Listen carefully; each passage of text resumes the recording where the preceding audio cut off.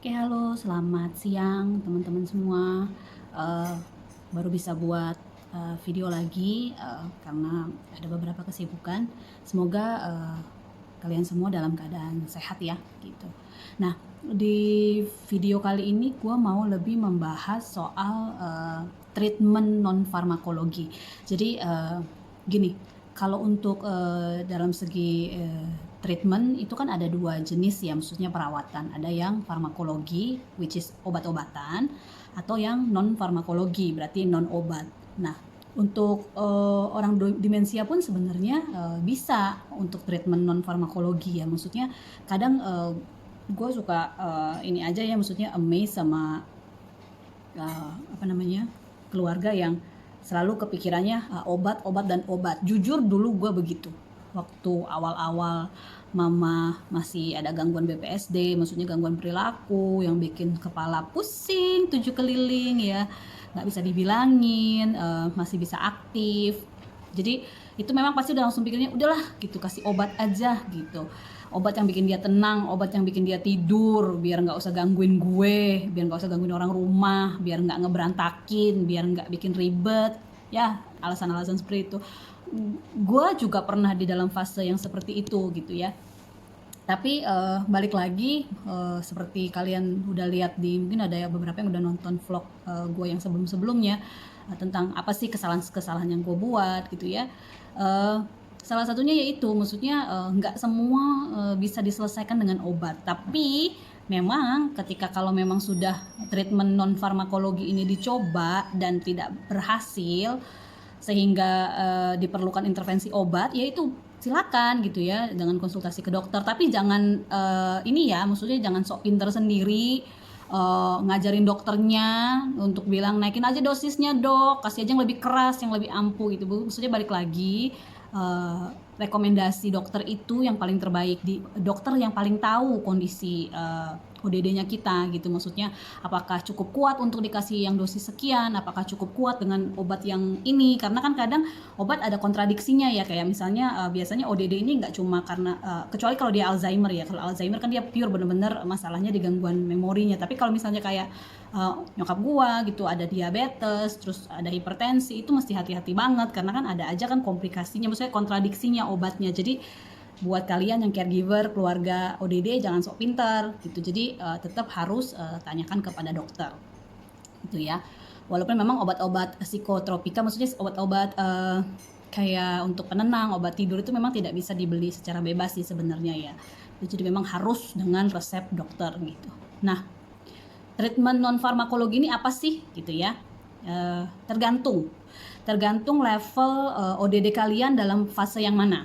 Apakah fase yang masih mild, masih awal banget gitu, jadi maksudnya masih bisa beraktivitas, masih bisa melakukan pekerjaan sehari-hari secara mandiri gitu ya, jadi daily activity-nya masih bisa sendiri gitu ya.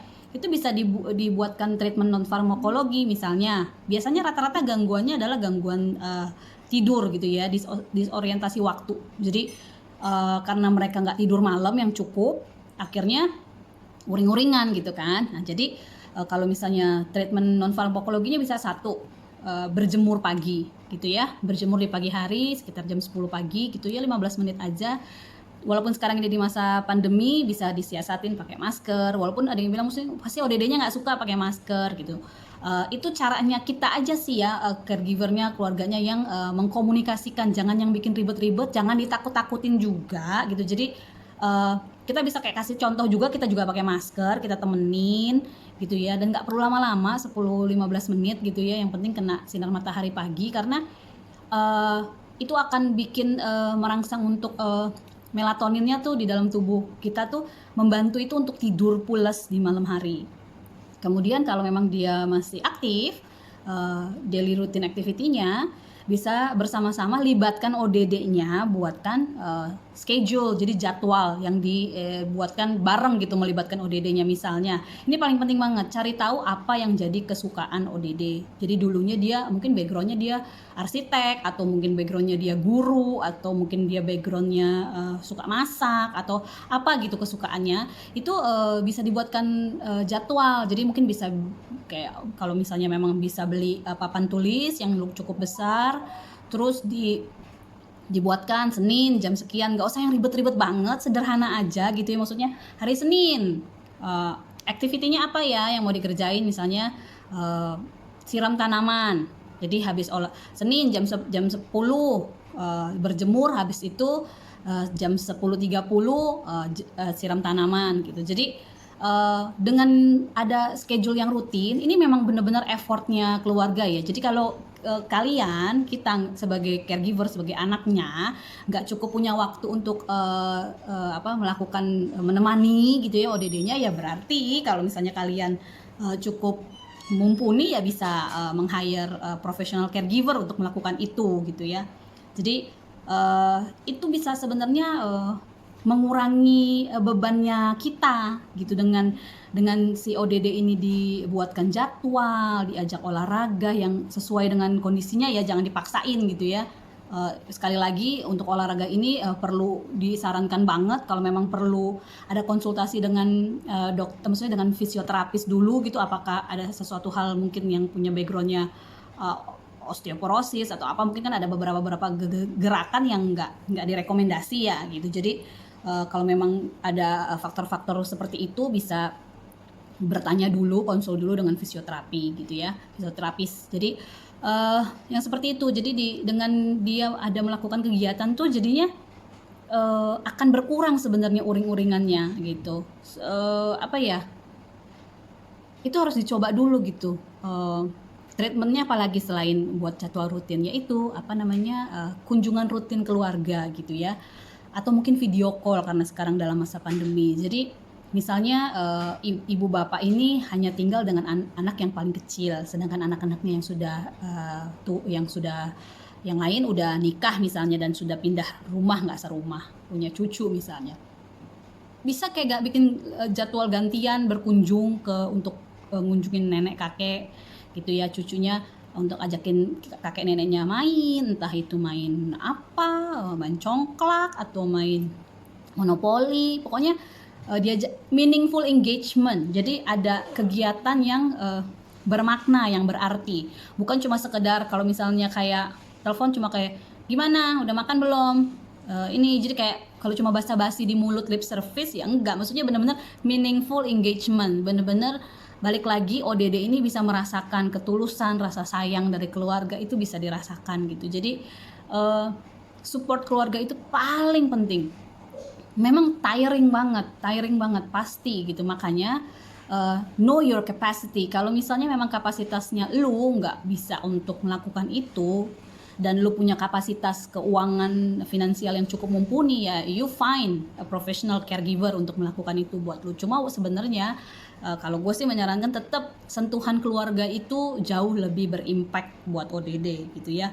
Maksudnya biar gimana pun perasaan being neglected mereka bisa rasain gitu, perasaan sendiri, ngerasa nggak lagi dibutuhin sama keluarganya, itu yang akan memperburuk keadaan mereka juga sebenarnya. Jadi minta tolong banget buat siapapun yang denger video ini gitu ya, cobalah dulu treatment non farmakologi gitu. Ketika kalau sudah dicoba tidak bisa, berarti berkonsultasilah dengan dokter. Apalagi sih kalau kalian sering membaca mungkin di medsosnya Alzheimer Indonesia, mereka punya risk reduction activity gitu ya. Salah satunya adalah senam poco-poco.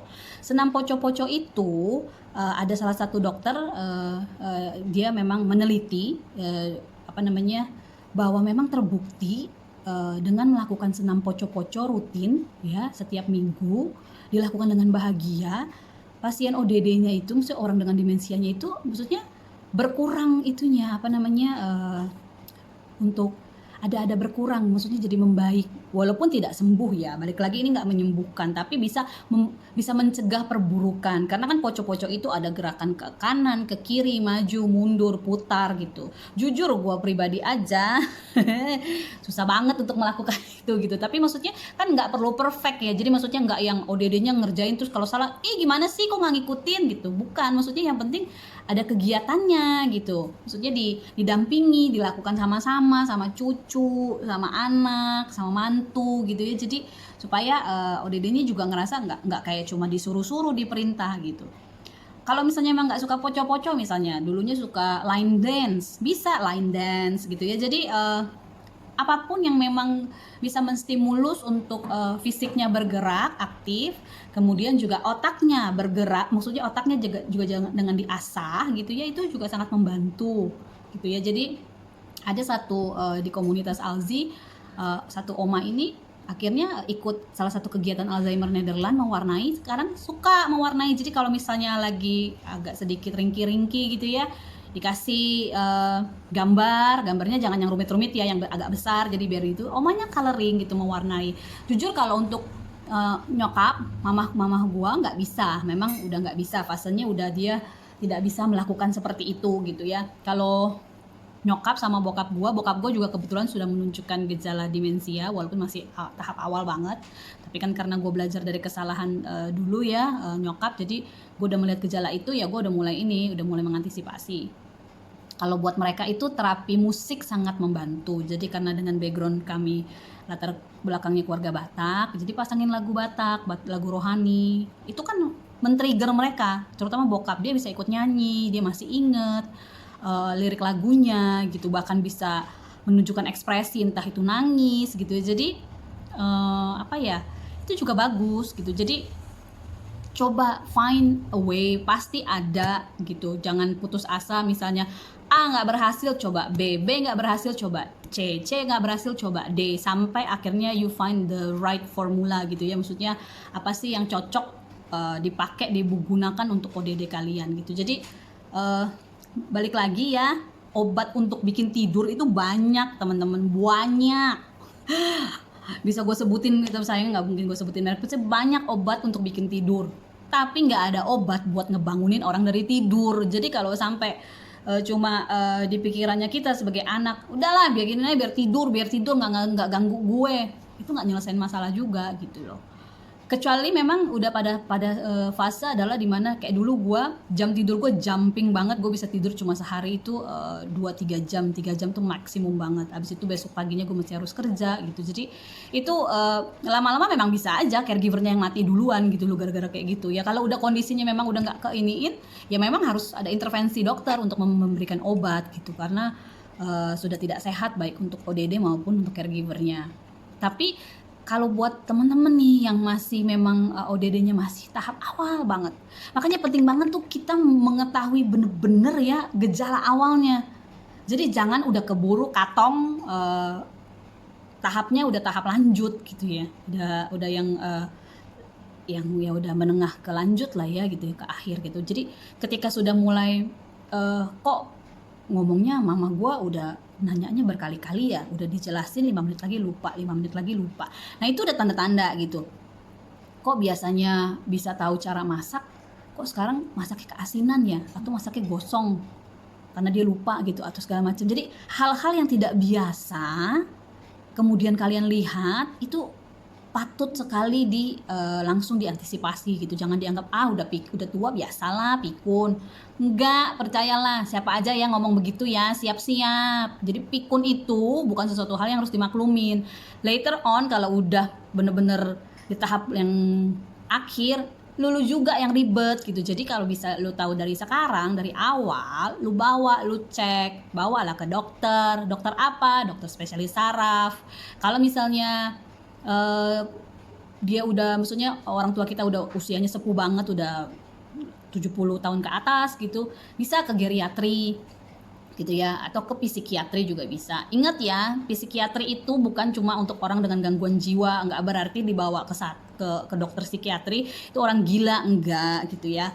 Dan balik lagi, ini juga penting, orang dengan demensia itu tidak sama dengan ODGJ, dengan orang dengan gangguan jiwa, beda. Iya memang ada gejalanya, simptomnya yang hampir mirip gitu ya.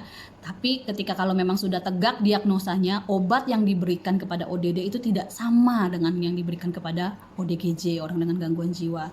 Jadi please banget gitu ya, buat teman-teman semua, ini kenapa akhirnya juga gue memutuskan untuk gue speak up, gue muncul di video YouTube channelnya Mama, karena Satu, sekarang ini juga mama udah lebih mulai ke mute. Kedua, gue mau berbagi, sharing cerita supaya apa yang dulu gue miss lakukan atau mungkin yang gue salah lakukan, kalian gak ngikutin gitu loh.